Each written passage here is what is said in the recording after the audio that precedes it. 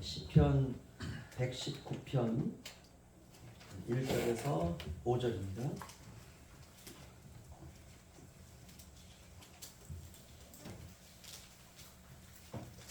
원래는 다 읽어야 되는데 이거 불가능합니다. 시편 119편은 너무 길어서요. 1절에서 5절 5절만 정원역시 교도하겠습니다. 제가 먼저 읽겠습니다. 행위가 온전하여 여호와의 율법을 따라 행하는 자들은 복이 있으며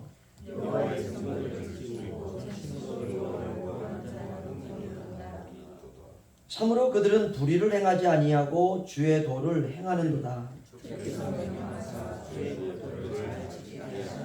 다 함께요. 내 길을 굳게 정하사 주의 율례를 지키게 하소서.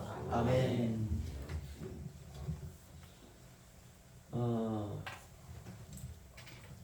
제가 주일날 이렇게 기도를 다 해드리니까 우리 딸이 그런 얘기를 하더라고요. 목소리가 이렇게 막 갈라진다고. 우리 집사람도 그러다가 쓰러지면 어떻게 하려고 그러냐고. 여러분, 우리 인생은요, 그냥 살다가 죽는 것보다 훨씬 더 위대한 것, 달아 없어지는 게 좋습니다. 위양 한번 사는 거, 그렇죠? 그리고 저는 울릉도에 이렇게 올 때 울릉도가 어떤 곳인지 알지도 못했어요. 지도상에서도 그냥 그렇게 주의 깊게 보지도 못하고 하나님께 등을 떠밀어 가지고 하나님께 보내신 것 같습니다. 저는 이런 믿음을 가지고 있어요. 영원을 책임지신 하나님께서 따라서 하시죠. 노후를 책임지신다.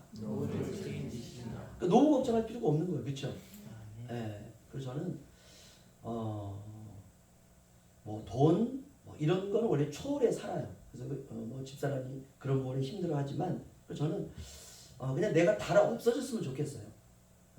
그래서 여러분 기도해 드리고 일주일에 딱 한 번 이렇게 뵙는 분들도 이 가운데 있지 않습니까? 그래서 꼭 기도해 드리고 싶어. 사실은요, 한 주간 동안 잘 살아가시도록. 우리 인생에 어떤 일이 닥칠지 우리가 어떻게 압니까, 그렇죠? 그래서 그렇게 기도해 드리다 제가 쓰러져가지고 만약 강단에서 뇌졸중이 걸려가지고 죽었다.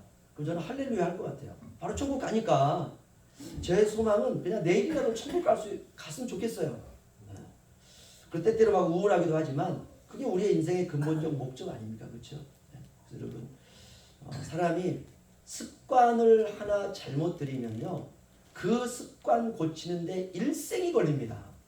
여러분, 좋은 습관 가지시기를 주의 이름으로 축원합니다. 좋은 습관 가지세요. 한 번의 습관이 내 인생을 완전히 말아먹을 수도 있거든요. 그건 참 미련한 것입니다. 여러분, 좋은 습관, 긍정적인 마음, 안 돼도 할 수 있다, 된다, 하나님께 나를 축복해 주셨다, 하나님 우리 가정을 축복해 주셨다, 이게 훨씬 낫지. 우리 가정은 완전 쓰레기다, 망했다, 안 된다, 나는 절망적이다, 이런 부정적인 것보다는 우리가 예수 안에서 함께 죽고 주님과 함께 부활함으로 말미암아 저와 여러분에게는 모든 것으로부터 자유가 주어진 줄로 믿습니다. 이제는 그 자유를 가지고 주님을 열심히 섬기는 거예요. 그렇게 되시기를 주의로 부탁을 드립니다. 우리가 주일 오전은 그 복이 있는 인생이라고 하는 말씀을 가지고 계속 보고 있는데요, 우리 오늘 5번째입니다. 그 20세기 영국이 낳은 위대한 사람 두 사람이 있습니다. 첫 번째 사람은 철학자이고 사상가이고 수학자이고 노벨 문학상까지 받은 사람입니다. 그 사람이 쓴 유명한 책 한 권이 있는데요, 이런 책을 썼습니다. 나는 왜 그리스도인이 아닌가. 저는요, 나중에 이분 그 성함을 제가 밝히겠지만은 이미 죽었으니까 관계없어요.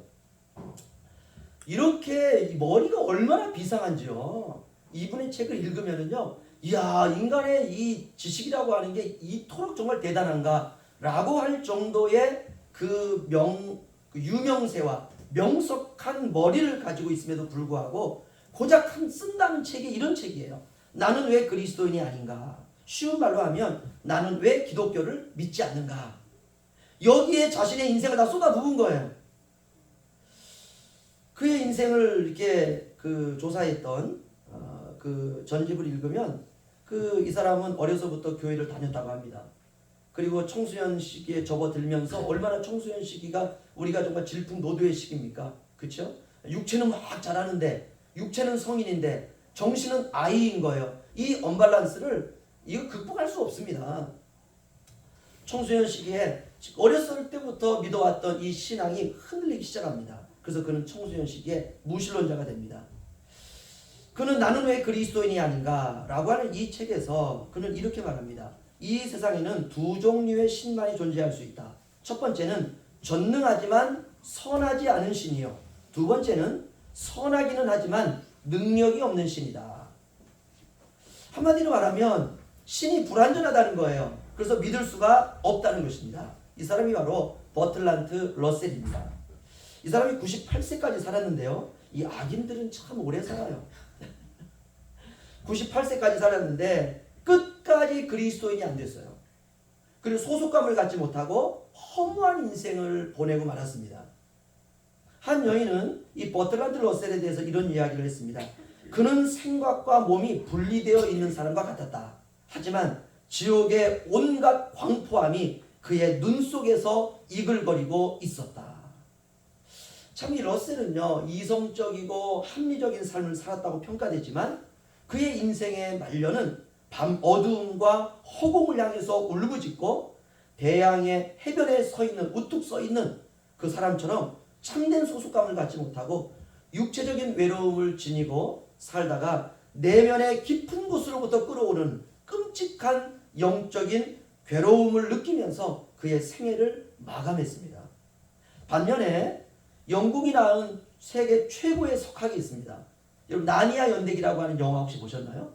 그 영화의 그 원 소설을 썼던 C.S. 루이스라고 하는 분인데요. 이분은 대학 교수가 될 때까지 철저한 무신론자였습니다. 그리고 버틀란트 러셀과 완전히 반대했죠. 그래서 그를 이렇게 불렀어요. 무신론자들을 위한 사도다. 얼마나 기독교에 대해서 적대적이었는지요. 그러다가 그가 나중에 고민에 빠졌습니다. 이 성경이 진짜 하나님의 말씀인지 아니면 인간이 써놓은 이 어떤 글인지 읽어야 되지 않습니까? 그렇죠? 그래서 내가 한번 성경을 읽어봐야 되겠다 라고 그가 수년 동안 이렇게 이제 성경을 읽기 시작했습니다. 그런데 그가 수년 동안 성경을 읽은 결론이 뭐냐면 성경은 하나님의 말씀이었다라는 결론이었어요. 그래서 그가 백기투항을 하고 하나님께 돌아왔습니다. 그리고 루이스는 자신이 회심하던 순간에 성경을 정말로 그 회심의 순간까지 인정하고 싶지 않았지만 그가 이렇게 말합니다. 성경은 사실이기 때문에 어쩔 수 없이 내가 믿을 수밖에 없다라고 표현하고 있어요. 그리고 그는 회심한 후에 열렬한 그리스도인의 증인으로 살았습니다. 수많은 글을 통해서 어느 신학교 교수들보다도 더 훌륭하게 기독교 신앙의 타당성을 일깨워줬습니다. 루이스는 하나님을 믿지 않는 것보다 믿는 편이 훨씬 더 합리적이다 라고 이야기합니다. 같은 성경을 읽었는데 버트란트 러셀은 끝까지 성경의 말씀을 진리로 받아들이지 못했지만 그리고 영적으로 아주 끔찍할 정도의 외로움 속에 살다가 그는 생을 마감했지만 이 C.S. 루이스는 성경에서 진리를 발견하였고 아주 멋진 인생을 살다가 그는 하나님 나라로 간 아주 그런 사람이 되었습니다. 저는 하나님의 말씀 안에는 이렇게 복된 길로 가는 지도가 있다고 생각합니다.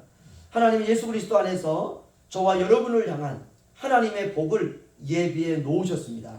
우리는 그 복된 길로 걸어가야 될 줄로 믿습니다. 그렇다면 어떻게 하면 우리가 복된 인생을 살 수 있을까? 오늘 시편은 세 가지를 말씀하고 있습니다. 우리 1절 한번 읽겠습니다. 다 함께 읽죠. 시작. 행위가 온전하여 여호와의 율법을 따라 행하는 자들은 복이 있으며. 아멘. 첫 번째, 어떻게 하면 복된 인생을 살 수 있느냐? 하나님의 말씀을 따라서 온전하게 행하는 자가 복이 있다는 것입니다. 여기 보시면 행위가 온전한 자가 복이 있다라고 말합니다. 행위가 온전하다라는 말은 하나님의 길에서 더럽혀지지 않는 것을 말하는 것입니다. 여러분 이 땅을 살아가시면서 죄로 더럽혀지지 마시고 죄로 오염되지 마시고 여러분 정결하게 사시기를 주의 이름으로 축원합니다. 그게 복이에요. 우리가 죄로부터 벗어나 예수 그리스도 안에 있는 자는 구원받은 이후에 하나님의 길에서 더럽혀지지 않는 길을 선택하며 걸어가는 사람입니다. 복 있는 사람은 여호와의 율법을 따라 행하는 자들이다 라고 말하고 있습니다. 하나님의 말씀을 듣고 그 말씀대로 행하는 사람이 복을 받게 돼요. 본문에서는 여호와의 율법이라고 말하는데 이건 하나님의 말씀을 말합니다. 우리가 하나님의 말씀을 문자적으로 봤을 때는 다 지킬 수가 없습니다. 어떻게 그 말씀을 다 지킬 수 있습니까? 그러면 하나님 말씀을 우리가 다 온전하게 100% 지킬 수 없는데 그럼 어떻게 해야 되는가? 우리가 하나님의 길에서 자신을 더럽히지 않고 하나님의 말씀을 마음에 새기고 그 말씀이 우리 안에서 능력을 일으켜서 우리 속에 있는 죄의 세력을 억제시킬 수 있고 하나님의 말씀을 행할 수 있는 사람이 되었다라고 하는 이 믿음을 가지고 우리가 살아가는 것입니다. 우리의 힘과 우리의 지혜와 우리의 지식으로는 하나님의 말씀을 온전히 지킬 수가 없습니다. 그러나 하나님의 말씀이 우리 안에 역사하면 내 힘으로는 지킬 수 없지만 야, 이 하나님의 말씀이 살아있는 하나님의 말씀이구나. 이 말씀은 능력의 말씀이구나. 이 말씀이 천지를 창조했구나. 우리가 이 말씀이 우리 안에 역사하기 시작하면 우리가 온전한 사람이 될 수 있고 온전해지면 하나님의 말씀을 따라 행하는 복 있는 사람이 되는 것입니다. 여러분, 죄는 우리 안에 언제나 잠재되어 있습니다. 우리가 형사들이 범인을 잡기 위해서 저녁에 근무하는 걸 잠복근무라 그래요. 죄는 우리 안에 늘 잠복되어 있어요. 그러다가 우리가 하나님의 말씀으로 무장되어 있지 않으면 언제나 우리 안에 잠재되어 있다가 이 모습을 이렇게 드러내기 시작합니다. 세계 제2차 대전에 참전했던 제시 밀러라고 하는 사람이 있습니다. 이 사람이 필리핀에서 참전을 했는데요. 일본군에게 포로로 잡혀서 온갖 고생을 많이 했습니다. 그가 생존자로 남을 수 있었던 것은 하나님의 말씀을 늘 묵상하고 말씀을 늘 암송하고 이 말씀을 생각했기 때문이다 라고 간증하고 있습니다. 그는 이렇게 그의 책에 이렇게 기록하고 있습니다. 일본군은 나에게서 성경책을 빼앗아갔습니다. 그때의 나의 기분은 차라리 내 오른팔 하나를 잃는 게 낫겠다는 생각이 들 정도로 참담했습니다. 그러나 다행히 평소에 암송해 두었던 성경 구절들이 내게 힘이 되었습니다. 나는 포로 수용소에서 성경책 없이 성경 공부 그룹을 인도할 수 있었고 고통의 순간마다 하나님의 말씀이 생각이 나서 큰 위로와 힘이 되었습니다. 나는 고통 가운데 예수님이 하신 말씀이 참되다는 것을 깊이 깨달았습니다. 그리고 주님이 말씀하신 대로 사람이 떡으로만 살 것이 아니요 하나님의 입으로 나오는 모든 말씀으로 살 것이라는 것이 진리임을 절실히 느낄 수 있었습니다. 할렐루야. 하나님의 말씀을 듣고 그 말씀을 따라 행하는 사람은 지금 내가 힘들다 할지라도 내가 하나님의 말씀을 따라 행하면 반드시 하나님께서 내게 복을 주신다는 사실을 믿는 사람인 것입니다. 하나님의 말씀을 가까이 하는 사람들을 사랑하시고 또 그러한 사람들을 하나님이 축복해 주시기를 원하십니다. 우리가 어떤 신비한 체험을 하지 않았다 할지라도 저와 여러분이 하나님의 말씀을 따라 행하면 하나님께서 우리에게 복을 주시고 또 우리의 모든 문제들을 해결해 주시고 저와 여러분을 복된 인생으로 이끌어 주실 줄로 믿습니다. 첫 번째는 하나님의 말씀을 따라 행하는 것입니다. 두 번째, 어떤 사람이 하나님 앞에 복을 받을 수 있는가? 우리 2절 우리 함께 읽겠습니다. 다 함께 읽죠. 시작. 여호와의 증거들을 지키고 전심으로 여호와를 구하는 자는 복이 있도다. 아멘. 어떤 사람이 복이 있느냐? 전심으로 여호와를 구하는 자. 하나님의 말씀을 우리가 명심하고 전심으로, 이 말이 뭡니까? 나의 모든 마음을 다해서 여호와를 구하는 사람은 항상 하나님 편에 서서 살아가는 사람입니다. 여러분 항상 하나님 편에 서서 살아가시기를 주의 이름으로 부탁을 드립니다. 이런 사람이 의의 편에 서 있는 사람이 되고 선의 편에 서 있는 사람이 되고 겸손히 하나님을 경외하며 사는 자인 것입니다. 복은 두 가지의 복이 있습니다. 첫 번째는 이 세상에 복이 있고 두 번째는 하나님의 복이 있습니다. 우리가 생각하는 복이라고 하는 건 대부분 이런 거죠. 세상을 살아가면서 물질적인 풍요를 누리고 명예를 얻고 권력을 얻고 이런 것들을 우리가 소유하는 것. 그래서 우리가 생각하는 건 다 소유하는 복입니다. 그러나 이런 소유하는 복들은 다 일시적이고 복의 그림자일 뿐이지 복의 실체는 아니라는 것입니다. 그런 의미에서 복은 소유 개념보다는 존재 개념으로 생각해야 옳습니다. 복은 하나님 자신이에요. 한번 따라서 하시죠. 하나님이 복이시다. 할렐루야. 우리가 하나님은 소유 개념으로 생각할 수 없고 존재 개념으로 생각해야 됩니다. 우리가 하나님을 알고 그분을 믿고 그분의 말씀을 따라 행하는 것이 복이고 그분 안에서 그분의 통치를 받고 사는 것, 이것이 바로 복입니다. 우리가 하나님을 인격적으로 만날 때 우리는 복받은 사람이 되는 것이고 영원한 복된 존재로 살아가게 되는 것입니다. 오늘 시편 119편의 시인은 전심으로 여호와를 구하는 자는 복이 있다라고 말하고 있습니다. 하나님께 우리가 원하는 것을 구하는 것과 여호와를 구하는 것은 다른 것입니다. 우리가 하나님을 구한다라는 말은 하나님의 얼굴을 구한다라는 말입니다. 하나님의 얼굴을 우리에게로 향하도록 우리가 하나님을 구하는 것이죠. 우리가 하나님의 얼굴이 우리에게 향하여 있을 때 하나님께서 우리에게 평강을 허락하시고 은혜를 허락하시는 것입니다. 저와 여러분이 하나님을 구할 때, 전심으로 하나님을 구할 때 하나님께서 우리에게 필요한 것들을 허락하시고 하나님의 임재를 우리가 간절히 구할 때 우리에게 하나님께서 필요한 복을 허락하여 주시는 것입니다. 그래서 하나님이 만복의 근원이세요. 그러므로 우리가 하나님을 전심으로 구할 때, 하나님 편에 서서 일할 때 복 있는 사람이 되는 것입니다. 우리는 하나님이 내 편이 되어달라고 기도할 때가 참 많죠. 이것도 좋은 기도입니다. 그러나 하나님은 누구 편에 서서 일하시지 않습니다. 여러분, 우리가 10명의 자녀가 있다 할지라도 우리가 첫째 자녀 편에서 우리가 부모님들이 살아가나요? 그렇지 않습니다. 하나님도 마찬가지예요.